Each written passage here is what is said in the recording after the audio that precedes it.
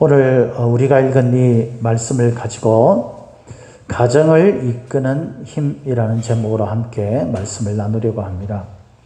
앞서 말씀드린 것처럼 오늘은 함께 가정주일로 좀 지키는 그런 의미를 뒀습니다.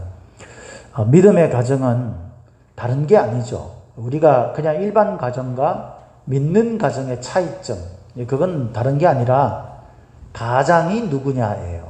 그죠? 가장이. 보통 일반적으로 가장은 과거에는 그 남성들이 중심이었기 때문에 아빠가 가장이었다 한다면 일반 가정들이 요즘은 아빠든 엄마든 그 가정을 이끌어가는 중심적인 인물이 가장입니다.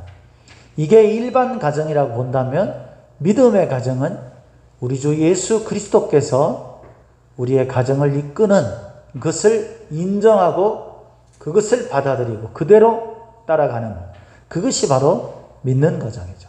믿음의 가정이에요. 그죠? 이 믿음의 가정들은 주님께서 이끌어 가시기 때문에 이 주님이 인도하시는 대로 따라갈 뿐만 아니라 주님이 약속하신 대로의 결과를 얻게 된다라는 것을 믿는 사람들이 바로 성도들입니다. 이것은 가정에만 국한된 게 아니라 사실 우리가 속해 있는 모든 신앙 공동체의 사람들이 그 신앙 공동체가 그렇게 이루어져 가야 된다는 것을 믿어야 되는 줄로 믿습니다.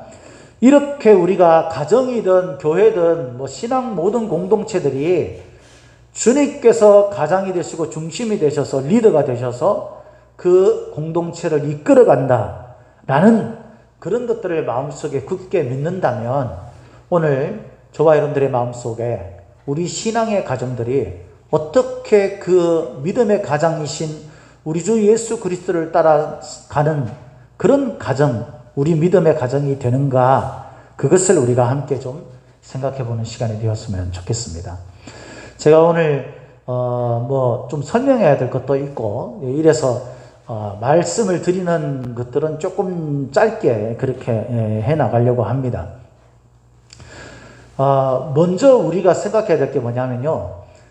인생에서 고난을 비껴갈 수 있는 존재는 세상에 없다라는 거죠. 그건 우리가 지금까지 계속해서 이야기를 해왔습니다.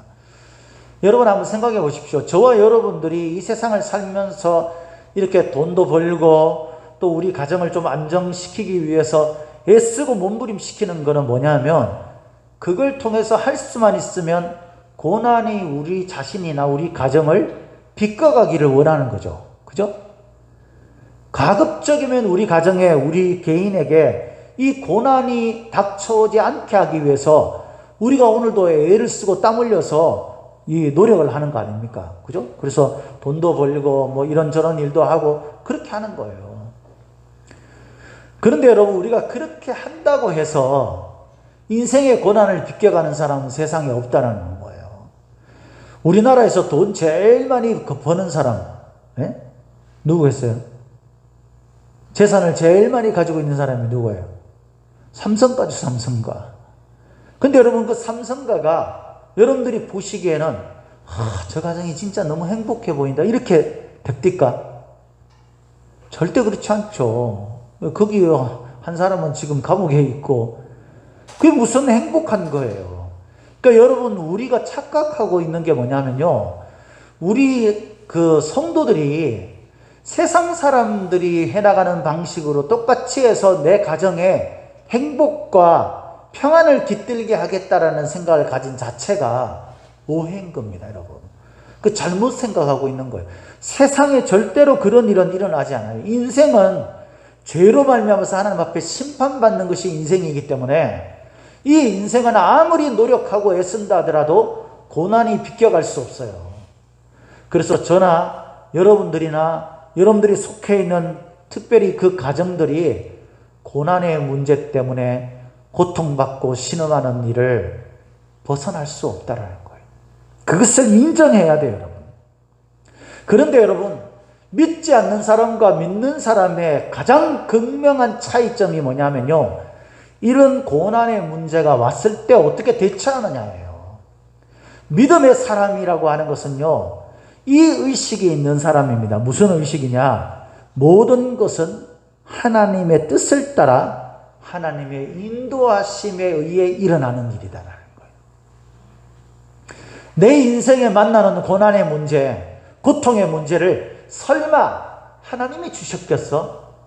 이렇게 생각하죠, 우리가 일반적으로. 그죠? 그래서 하나님은 내 인생에 행복하기를 원하신다면 내 인생에 고난을 주셨다. 그건 말도 안 되는 소리 아닙니까?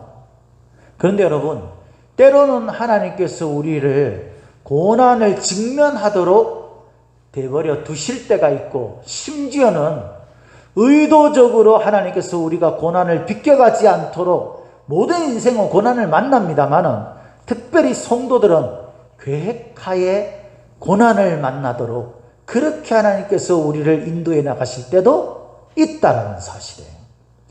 그러면 사랑이 많으시고 우리를 구원하시기 위해 자신의 생명까지 내주신 그 하나님께서 왜 우리를 고난에 직면하도록 그렇게 인도하실 때가 있느냐? 이상하지 않습니까, 여러분? 오늘 말씀해 보니까 이렇게 되어 있어요. 2절을 우리 한번 봅시다. 2절 말씀 우리 같이 한 목소리 읽도록 하겠습니다. 시작.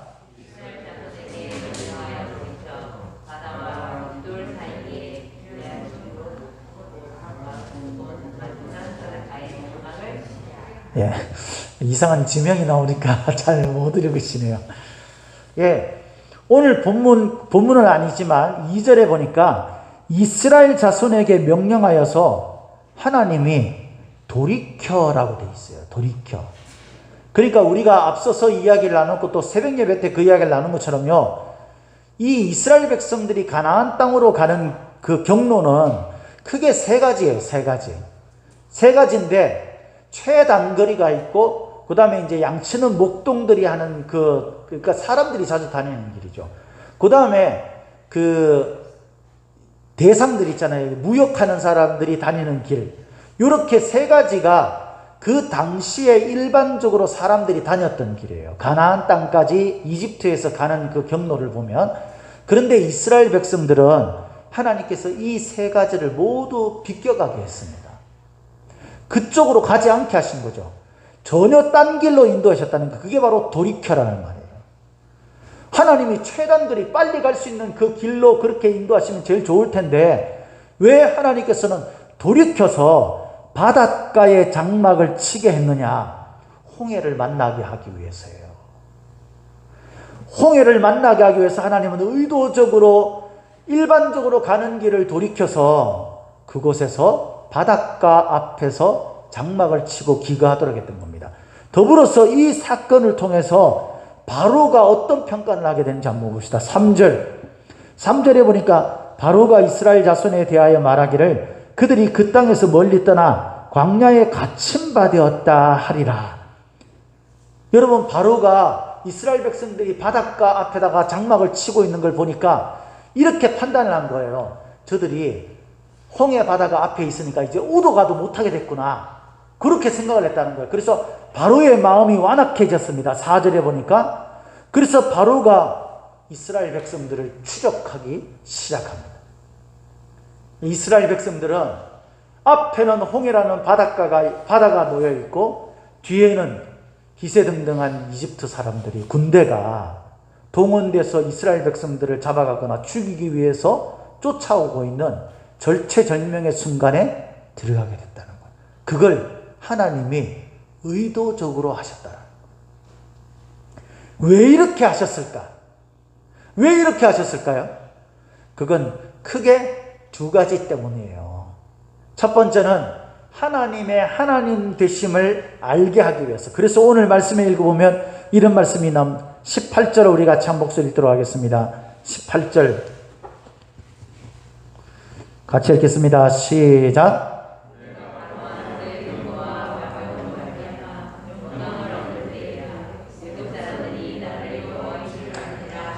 온 천하의 하나님의 하나님 되심을 알게 하기 위해서 이스라엘 백성들을 의도적으로 한쪽 구석에 몰아넣고 자신의 힘을 과시하면서 그 거대한 그런 주변 지역들까지 통치하고 관리했던 제국 이집트가 이스라엘 백성들을 죽이려고 득달같이 쫓아오는 상황을 하나님이 의도적으로 만드신 거예요.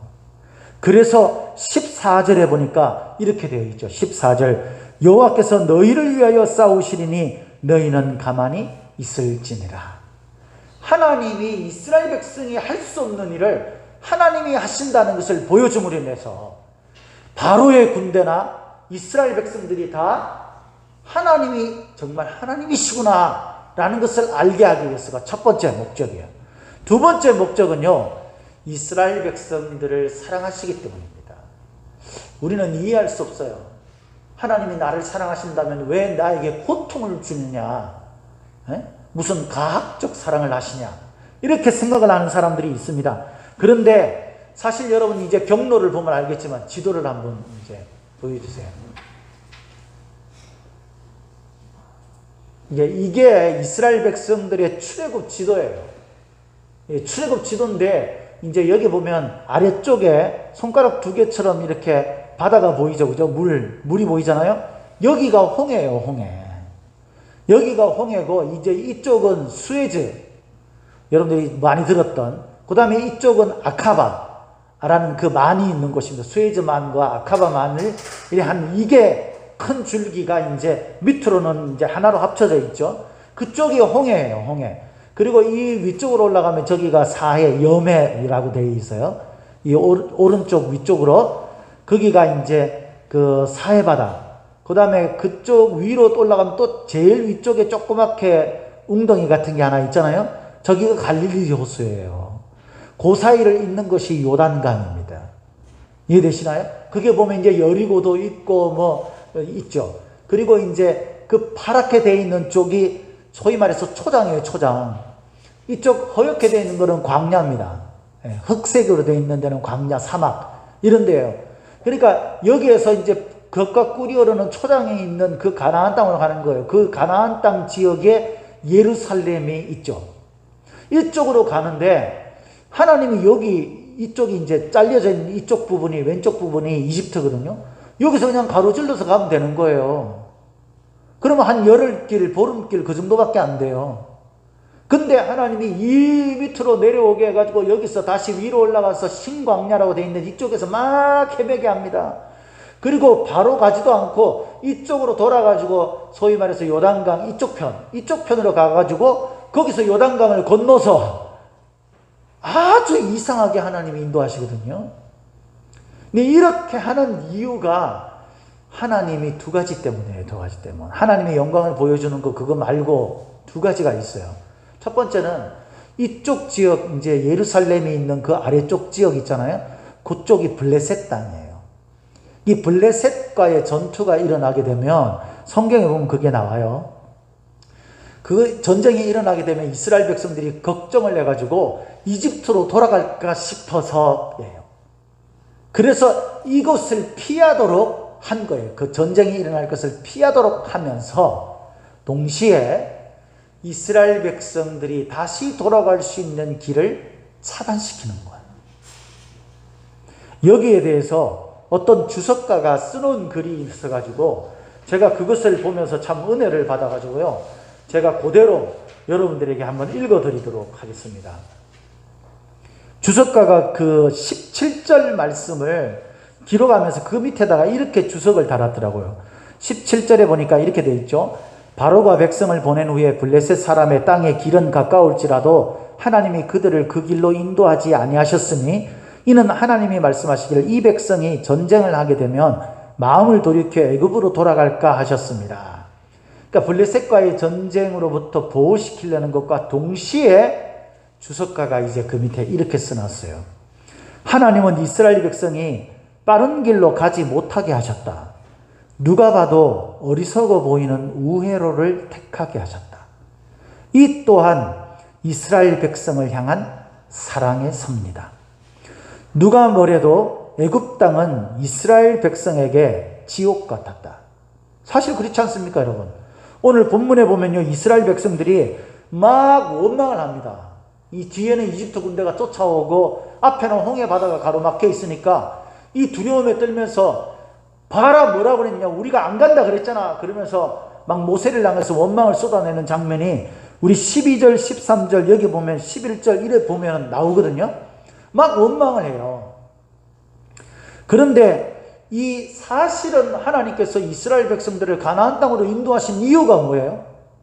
출애굽기 앞부분에 보면은 이스라엘 백성들이 노예 생활을 하면서 고통의 신음을 하면서 하나님 앞에 부르짖었다 되어 있어요. 그래서 하나님이 그 부르짖음을 들으시고 성경에 보면 그렇게 되어 있거든요. 그 부르짖음을 들으시고 언약이 생각이 나서, 그러니까 이스라엘 백성들을 인도하시겠다는 그 언약이 생각이 나서 기억하셔서 이스라엘 백성들을 가나안 땅으로 인도하시는 거예요.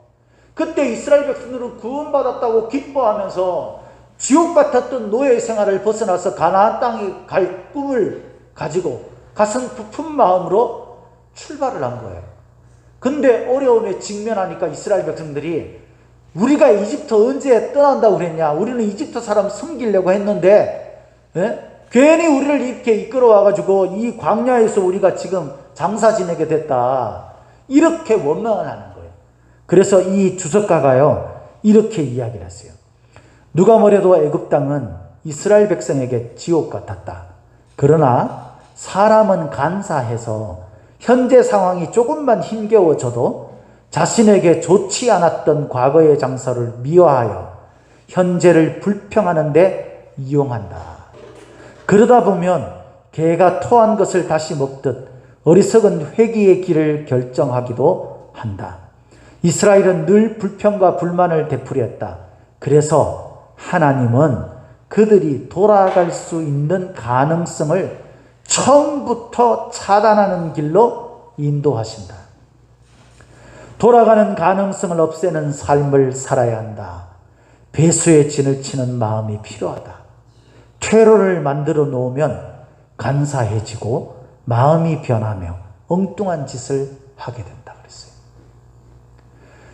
내가 오도 가도 못하는 상황에서는 하나님이 구원하는 방법밖에는 없어요. 그런데 우리가 오도 가도 할 수 있는 길이 있으면 하나님을 향하지 않아요. 하나님은 이스라엘 백성들의 그 습성을 알기 때문에 불평과 불만을 쏟아내는 이스라엘 백성들이 언제든 돌이켜서 다시 이집트로 돌아갈 것을 아시기 때문에 하나님 그 퇴로를 차단시키기 위해 둘러가게 한 거예요. 자, 이제 좀 확대시켜서 한번 보여주세요. 자, 이스라엘 백성들이 홍해 바다를 건넜다 그러는데 어디를 건너냐? 그 밑에 조금 밑쪽으로, 이게 이제 홍해 바다죠. 그죠? 여기가 이제 수에즈만이라는 곳이에요. 홍해 바다에. 수에즈만이라는 곳인데 이쪽을 건넜다고 되어 있잖아요. 그죠? 근데 이제 많은 사람들이 추적을 하건데 이쪽을 건넌, 그러니까 2번에서 3번으로 지나는 저 홍해를 건넜다라고 주장하는 사람들도 있고, 그 다음에 이제 일반적으로 전통적인 그런 그 학설 같은 경우에는 이제 숫곳이라는 곳 있잖아요. 저기서 에담이라는 곳으로 내려와가지고 호수 같은 게 하나 있잖아요. 여기가 다 바다로 연결되어 있어요. 그렇게 되어 있는데 저기를 건넌 것을 홍해 바다를 건넜다라고 주장하는 학자들도 있습니다. 근데 이제 공통적인 게 뭐냐면 홍해라는 단어 뜻이 붉은 바다라는 거잖아요. 붉은 빛깔을 띠는 거예요. 붉은 빛깔을. 그래서 일반적으로 이제 과학적으로 조금 이따가 제가 이야기하겠지만 과학적으로 이제 탐사를 하고 했던 지역이 대체로 어디냐면 저 위쪽에 호수처럼 되어 있는 곳이에요. 저희가 이제 갈대숲으로 되어 있으면서 이제 수심이 아주 깊지 않고 이제 일반적으로는 뭐 90m 정도 된대요, 수심이. 90m 그래도 뭐 사람이, 2m만 돼도 사람이 잠겨서 죽는데 어마어마하죠. 근데 그쪽일 거다 이렇게 말하는 사람들이 일반적으로 더 많아요. 그리고 실제로 이것을 정확하게 그렇구나 이렇게 말할 수는 없지만 실제로 이제 미국에 있는 과학연구소 같은데 이런 데서 이 성경에 나오는 그런 기적들 이런 것들을 이제 연구했던 결과들이 있습니다. 거기에 보면 이제 저쪽에 있는 그 호수 거기를 이제 로봇이 들어가서 그 촬영한 그 카메라가 있어요. 그게 이제 영상으로 편집되어 있는 게 있는데 그거를 제가 보니까 그 바다 밑에 이제 소위 말해가지고 그 이집트 군대의 그 병거 있잖아요. 병거. 병거에 잔해들이 있고 또 사람의 유골들이 발견이 됐어요. 그래서 실제로 거기에 있는 유골들을 발견해 가지고 이 이집트의 박물관에다가 전시를 하고 있대요. 예, 그리고 이제 이런저런 이제 뭐 과학 실험들을 했는데 그 미국에 있는 이름이 제가 여기에 적혀 있는데 제가 이름을 못 외워서 그 어떤 학자 같은 경우에는 실제로 이제 오늘 말씀해 보면 하나님이 기적을 일으킬 때 동풍을 일으켰다고 그랬잖아요. 오늘 성경에 보면 나와 있죠. 그죠? 하나님이 모세가 바다를 향해서 이 지팡이를 들고 손을 내미니까 하나님이 동풍을 불게 했었는데 이쪽 지역에는 서풍과 동풍이 이제 번갈아 가면서 불어요. 서풍 같은 경우에는 바다 쪽에서 저 위에 지중해 쪽에서 불어오는 바람이에요. 이 바람은 이제 우기 때 부는 바람이죠. 그래서 이제 비를 동반해 가지고 곡식이 이제 자라게 하고 하는 데 있어서 아주 중요한 역할을 하고, 그 다음에 동풍은 부냐면 광야에서 부는 거예요. 광야에서. 사막지대 이런 데서 부는 바람이 건기에 붑니다. 그때에는 곡식이 이제 열매를 맺게 하고 하는 데에 필요한 바람이에요. 근데 동풍이 좀 세대요. 그래서 이 동풍이 심할 때에는 약 100km 가까이, 시속 100km 정도 되는 그런 속도로 부는 경우가 있다고 합니다. 그래서 돌풍같이 막 부는 거죠.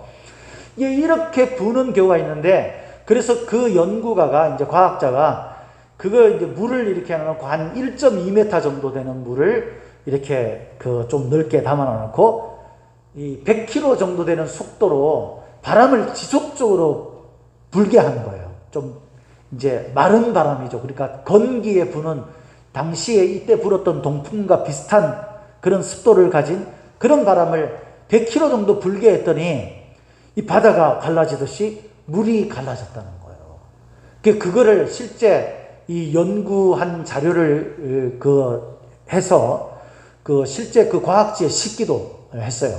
그런 자료들이 나와 있는 걸 제가 이렇게 봤습니다. 그러니까 이게 우리가 생각할 때는 무슨 신화 같은 이야기처럼 들릴지 모르겠는데, 하나님은 돌풍이 불게 하는 것을 밤새도록 불게 할 수 있는 기적을 일으키시는 분입니다. 믿습니까? 하나님께서 바람 하나 불게 하는 능력이 없으시다면 그게 하나님이시겠어요? 그렇게 하지 않아도 사실은 바다를 가르게 할 수 있는 능력을 가지신 분이 하나님이죠. 그런데 하나님은 자연 섭리를 이용하시고 그게 기적이 되도록 하셔서 홍해 바다, 저쪽 지역은 그렇게 수심이 아주 다른 바다에 비해서 깊지 않으니까, 이 홍해 바다가 깊은 데는 2,000km가 넘는데, 그런데 2,000m가 넘는데요. 그러니까 90 정도 되는 그 정도 깊이의 어떤 그런 바다를 지나게 하는 것, 그것은 하나님이 작정하시면 자연의 섭리를 통해서도 얼마든지 그걸 하게 할 수 있다라는 거죠. 실제로 이 모든 것들에 대한 어떤 증거나 이런 것들은요, 이집트 박물관이나 또는 유명한 그런 프랑스 박물관이나 이런 데에 전시되어 있는 그런 자료들이 많이 있다고 합니다. 우리가 성경에 힘을 실어주는 그런 고대에서 발견된 파피루스들, 이런 것들이 있는데, 특별히 고대 이집트 사람에 의해서 이 발견된 파피루스의 사본이 있어요. 이게 약 1세기 전에 이집트 사카라 피라미드 근처의 멤피스 지역에서 이 아나스타시라는 사람에 의해서 발견된 건데, 1828년에 네덜란드 레이덴 박물관으로 옮겨서 보관 중인 그런 파피루스가 있어요. 그러니까 종이 두루마리 같은 거죠. 이게 여기에 보면 출애굽기의 성경에 기록된 것과 아주 흡사한, 실제로 그 이집트에서 있었던 그 역사적 사실이 기록되어 있기도 하다고 합니다. 그러니까 이런 모든 것들을 볼 때 저와 여러분들의 마음속에 성경을 우리가 읽을 때 보면, 창세기를 읽을 때나 아니면 이 출애굽기에 여리고성이 무너지거나 아니면 홍해 바다가 갈라지거나, 이것을 그저 우리는 과거 옛날에 있었던 무슨 어떤 기적이고 그게 지금은 신화 같은 이야기로만 생각을 한다는 거예요.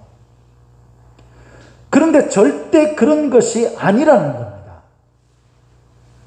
론 와이어트라는 그 고고학자가 있는데, 이 사람이 2000년 봄에 그 바다 밑을 탐사해가지고 앞서 이야기한 대로 그 발견된 그런 그 이집트 병사들의 유골과 그 어떤 유물들, 이것들을 실제로 이집트 박물관에다가 보관하기도 했다고 합니다.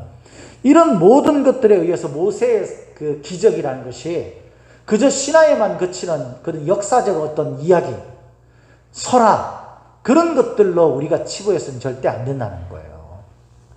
인생의 고난을 만나는 순간에 우리가 분명히 알아야 될 건 뭐냐면요, 하나님이 다 계획하시고 뜻하시는 것에 따라서 우리에게 고난이 주어지게 되고, 이 고난이 우리에게 임했을 때 하나님이 살아계시다면 반드시 그 기적을 통해서 하나님이 원하시는 결말을 끌어내신다라는 것.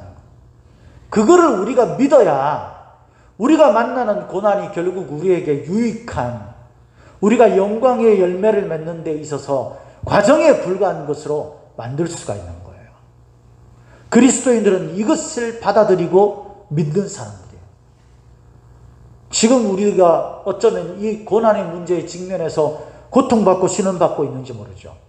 가정에 누구 한 사람이 고난을 받잖아요. 그러면 여러분, 그 사람만 고난받는 게 아니에요. 가족 전체가 심란하죠. 가족 전체가 힘들어요. 그래서 여러분, 가정의 평안, 가정이 온전하게 세워져 가고 가정이 유지되어 나가기 위해서는요, 반드시 이 고난의 섭리가 신앙적으로 어떤 의미를 가지는지, 이것을 통해서 우리가 어떤 대처를 해야 되는지를 알아야 되는 겁니다. 고난은 하나님께서 우리를 신앙으로 이끌어 가시기 위한 과정이에요. 하나님이 계획하시고 그 섭리에 따라서 우리를 인도하시는, 그래서 결과론적으로는 하나님이 영광을 받으시게 하시고 하나님의 하나님 되심을 드러낼 뿐만 아니라 그것이 이스라엘 백성들에게는 적과 꿀이 흐르는 땅으로 인도하는 것이며, 더불어서 모세에게는 신뢰받고 믿을 수 있게 하는 리더가 되도록 만드는 과정이라는 사실을 알아야. 그래서 오늘 본문 말씀 마지막 절에 보면 31절에 이렇게 기록하고 있어요. 우리 31절을 같이 한 목소리를 읽도록 하겠습니다. 시작. 이스라엘이 여호와께서 애굽 사람들에게 행하신 그 큰 능력을 보았으므로 백성이 여호와를 경외 그의 종 모세를 믿었더라. 아멘. 여러분, 하나님께서 뜻하시고 계획하신 것들 따라서 우리가 움직이게 되면 결국 하나님을 경외하는 일, 다시 말해서 하나님이 영광을 받으시는 일과 모세가 신뢰를 받게 되는 일, 이 두 가지가 같이 일어나게 되는 거예요. 앞서 이야기한 대로 여러분, 가정에서는 가장이 참 중요해요. 그죠? 가장이 문제가 있으면 그 가장 때문에 그 가정이라는 공동체가 잘못된 길을 가거나 파산이 됩니다. 뭐 오늘날에는 남자들이, 아빠들이 가장이다 이렇게 말할 수는 없지만, 여러분, 가정에서 누가 가장이 되든지 저와 여러분들 모두가 가정의 가장이라고 생각한다면 결국 그 가정이 올바르게 세워지고 움직여지는 것은요, 가장이 어떤 역할을 감당하느냐에 따라 달린 거예요.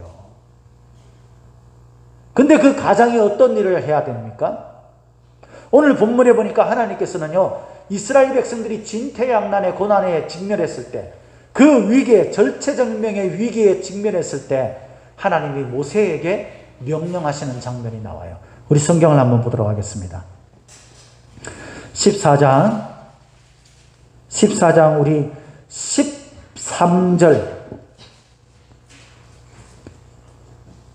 13절과 14절을 같이 한 목소리 읽도록 하겠습니다. 시작.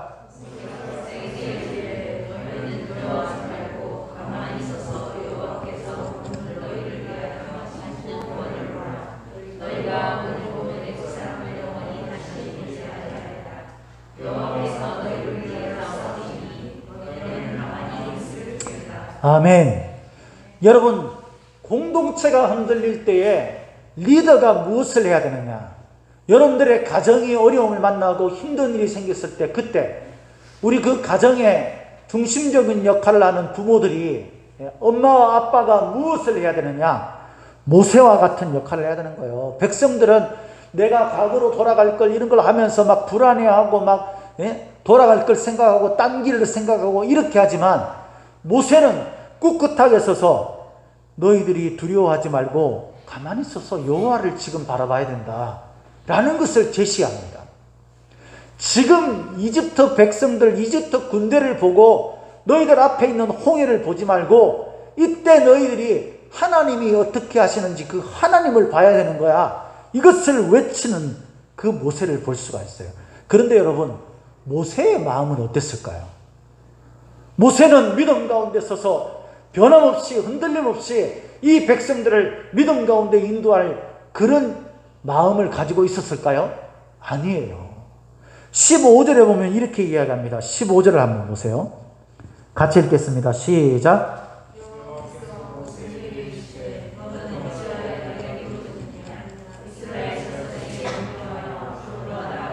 그렇습니다. 모세는 이렇게 백성들에게 말을 했지만 모세의 마음도 심란한 거예요. 우리도 그렇잖아요.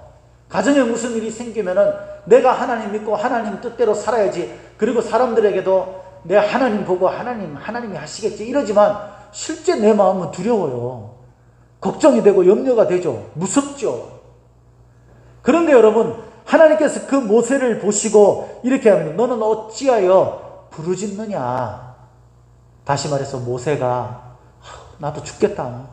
하나님 도대체 왜 이러십니까? 이러고 있었다는 거예요. 사람들에게는 이렇게 흔들림 없는 모습처럼 보였지만 실상 모세의 마음도 불안하고 두려웠다는 거죠. 그때 모세에게 하나님께서 지금은 그럴 때가 아니라 내가 말하는 대로 나가게 해야 될 때다. 앞으로 나가게 해야 될 때다라는 거죠. 주저앉아 있지 마세요, 여러분. 걱정하고 머리 싸매고 그렇게 그 근심 걱정에 몰두해 있어서 문제가 해결되지 않아요. 지금은 하나님이 말씀하신 대로 되든 안 되든 그냥 무조건 해보는 때예요. 행할 때입니다. 행할 때. 하나님께서 이렇게 말씀하셨습니다. 지팡이를 들고 손을 바다 위로 내밀어 그것이 갈라지게 하라. 이스라엘 자손이 바다 가운데서 마른 땅으로 행하리라. 하나님께서 모세에게 명령한 것은 지팡이를 가지고 바다 위로 손을 내미는 거였습니다. 하나님께서 모세에게 그것을 명령하셨어요. 여러분, 지팡이 손에 잡고 바다 위를 향해서 손 내미는 거, 이게 뭐 어려운 거예요? 하나도 어려운 게 아니에요. 그런데 여러분, 믿음이 없으면 이것만큼 할 수 없는 게 없어요. 그죠? 이거를 할 수가 없어요. 믿음이 없는데. 내가 지팡이를 들어가지고 바다 위를 가르쳐 본들 여기서 무슨 일이 일어나겠는가 이런 생각을 가지면 하겠냐고요. 모세의 마음속에는 하나님께서 하실 것이라는 믿음이 일말 있었기 때문에 하나님이 명령하신 그 명령에 따라서 자신의 손이 아니라 하나님의 증거인 하나님의 지팡이를 잡고 바다 위를 향해 손을 내밀게 되는 거예요. 하나님은 이스라엘 백성들을 세 가지 방법을 통해서 보호하시고 지키셨어요. 첫 번째는 이스라엘 백성들과 이집트 사이에 구름 기둥을 존재하도록 하셨습니다. 그러니까 이집트가 막 쫓아오니까 이 바다를 건널 시간이 필요한 거죠. 그러니까 그 가까이 접근하지 못하도록 구름 기둥이 거기에 딱 박히는 거예요. 그래서 오늘 본문에 보니까 이렇게 되어 있어요. 우리 성경을 한번 보도록 하겠습니다. 20절 19절, 20절을 같이 한 목소리로 읽겠습니다. 19절, 20절 시작.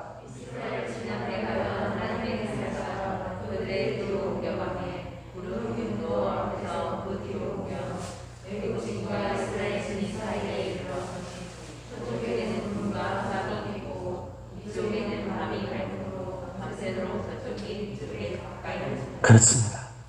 이집트 군대는 혼란을 겪고 더 이상 나가지 못하게 하고 이스라엘 백성들은 밤이 낮처럼 밝게 하시면서 홍해 바다를 잘 건널 수 있도록 인도하시게 구름 기둥, 불 기둥으로 지켜주시고 인도하신 거예요. 첫 번째.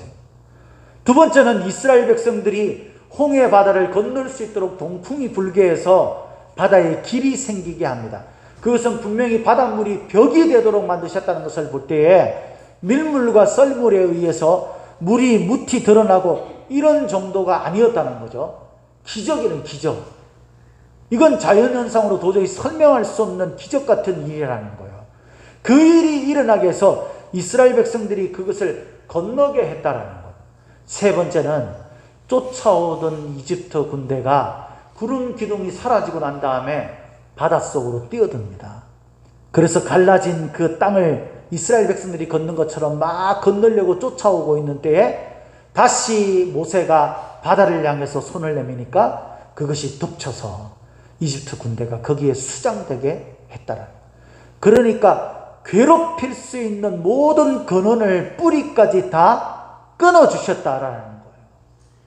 하나님이 역사하셔서 기적을 베푸시면요, 우리를 괴롭히던 그 문제가 더 이상 나를 힘들게 하지 않게도 하실 수 있다는 거예요. 하나님 우리를 그렇게 기적적으로 인도하셨다는 겁니다. 이스라엘 백성들이 그런 기적을 만난 것처럼 저와 여러분들도 고난을 만났을 때 이 길은 하나님의 기적을 보게 하는 길이고 이 길은 곧 하나님께 영광을 돌리게 하는 길이다라는 사실을 우리 마음속에 믿고 있으면 고난을 만나도 불평하거나 불만 가운데서 헤매이기보다는 하나님 앞에 엎드려 기도하고 우리의 연약한 믿음이 모세처럼 있을지라도 하나님은 모세에게 네가 왜 부르짖고만 있느냐, 이제는 행동해라 라는 때를 알려주시고 손을 내밀어라 하는 방법을 가르쳐 주십니다. 그것을 통해서 하나님은 저와 여러분에게 실제로 기적이 일어나게 하시는 줄 믿으시기를 예수님의 이름으로 축복합니다.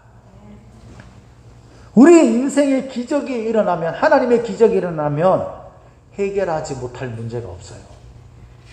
불가능하다고 생각했던 모든 문제도 가능하게 만드는 것이 하나님의 능력인 줄 믿으시기를 예수님의 이름으로 축복합니다.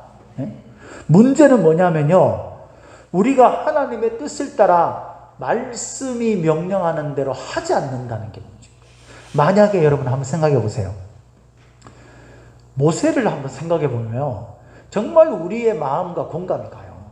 맞아요. 우리가 믿음 가운데 있죠. 그래서 어떨 때는 우리가 하나님의 말씀대로 살아야지 마음에 막 결심을 하고 말씀대로 살려고 합니다. 그런데 고난이 닥쳐오죠. 그 앞에서 우왕좌왕하는 주변 사람들, 공동체의 식구들을 보죠. 우리 가정이 다 힘들어하고 아파하죠. 그런 걸 보면 막 마음이 낙심되죠. 그러니까 막 저절로 마음에 불평이 일어날 수밖에 없어요. 그런 우리의 연약함을요, 주께서 다 아세요. 그래서요, 하나님께서는 우리가 할 수 있는 범위 속에서 움직이도록 하세요. 단지 지팡이 잡고 손 내미는 것만으로 하게 하십니다. 지팡이를 잡고 손을 내미는 것은 육체적으로 버거운 것은 아니지만 분명히 하나님을 신뢰하는 믿음이 요구되는 행동이에요. 그죠? 하나님이 하실 것이다라는 생각이 없었다면 지팡이를 잡을 일도 없고 그 지팡이를 잡고 하나님이 말씀하신 대로 뻘쭘하게 바다를 향해 손을 내미는 이상한 행동을 할 필요도 없는 거예요. 믿음이 없으면. 그러나 믿음이 있기 때문에 이 모세가 하나님이 말씀하신 대로 불안한 마음, 두려운 마음 그대로 안고 손을 내밀어요. 그때 기적이 일어나는 거예요. 문제는 여기에 있는 거예요. 저와 여러분들은 지금 주께서 말씀하시는 그 음성에 귀를 기울이고 내 마음의 불안한 것, 걱정과 염려와 힘든 것, 불평들, 불만들 이런 것들로 인해서 주님이 말씀하신 말씀이 있는데도 불구하고 그대로 따라하지 않고 있습니까? 기적이 일어나지 않고 있는 것입니다. 그러나 불안하고 두려운 마음이 있음에도 불구하고 주님께서 근본적으로 나를 사랑하시는 그 사랑이 있는 것을 알고 하나님이 말씀하신 대로 내가 해야지라고 생각하고 따라하게 되면 지금 이 순간에도 어김없이 기적의 역사는 일어날 줄로 믿습니다. 하나님은 하나님의 뜻에 따라서 이 모든 것을 움직여요. 하나님은 하나님의 계획에 의해서 이스라엘 백성들을 고난 가운데 버려두실 때도 있고 그들을 기적같이 구원하실 때도 있는 거예요. 하나님은 다 계획이 있는 거예요. 우리가 원하는 때에 우리가 원하는 방법으로 되지 않는다고 해서 하나님이 아무것도 하지 않는 것처럼 생각하지 마시길 바랍니다. 하나님은 지금도 저와 여러분들의 인생을 이끌어 가시는, 우리 가정을 책임지시고 우리 가정의 기적을 통해서라도 우리 가정이 나아가고 세워지기를 원하시는 분이신 줄 믿으시기를 바랍니다. 이렇게 함으로 인해서요, 놀라운 사실은 하나님의 영광이 드러나게 됩니다. 그래서 이스라엘 백성들이 31절에 하나님의 능력을 보므로 해서 하나님을 경외하게 됐다고 그랬어요. 그죠? 하나님을 믿게 됐다는 거요. 뿐만 아닙니다. 우리에게 하나님만 영광 받으시고 우리에게는 아무 일도 일어나지 않느냐? 그게 아니라 하나님의 종 모세를 믿었더라 돼 있어요. 가장이, 리더가 신뢰를 받게 된다는 거예요. 여러분 한번 생각해 보세요. 가정이라는 공동체의 그 식구들이 뿔뿔이 흩어지고 자기들 딸에 자기들끼리 다 개인적으로 뭔가 행동을 한다면 어려운 일을 만났을 때 그 가정이 힘을 발휘할 수 있겠어요? 근데 아니에요. 리더십이 중심을 딱 잡고 리더십을 신뢰하는 지체들이 함께 힘을 모으게 되면요, 넘어가지 못할 문제가 있을까요, 여러분? 예? 그러기 위해서는 반드시 뭐가 있어야 되냐면요, 그 가정의 가장이 신뢰를 받아야 돼요. 신뢰를. 무서워하는 게 아니고, 예? 가장이니까 알 수 없이 대우해 주는 게 아니고 평상시에 그 가장에 대해서, 그 리더에 대해서 신뢰하는 마음이 있는 거예요. 내가 다른 건 다 몰라도 우리 아빠는, 우리 엄마는 내가 믿어. 우리 아빠, 우리 엄마가 비록 부족한 점도 있고 약점도 있지만 그래도 신뢰할 수 있는 분이야, 내가 존경할 수 있는 분이야 라는 생각을 가진다면 그 가정이 문제를 만나도 자녀와 부모가 함께 힘을 모으고 뜻을 모아 나갈 수 있지 않겠습니까? 이것이 어떻게 일어나게 하느냐?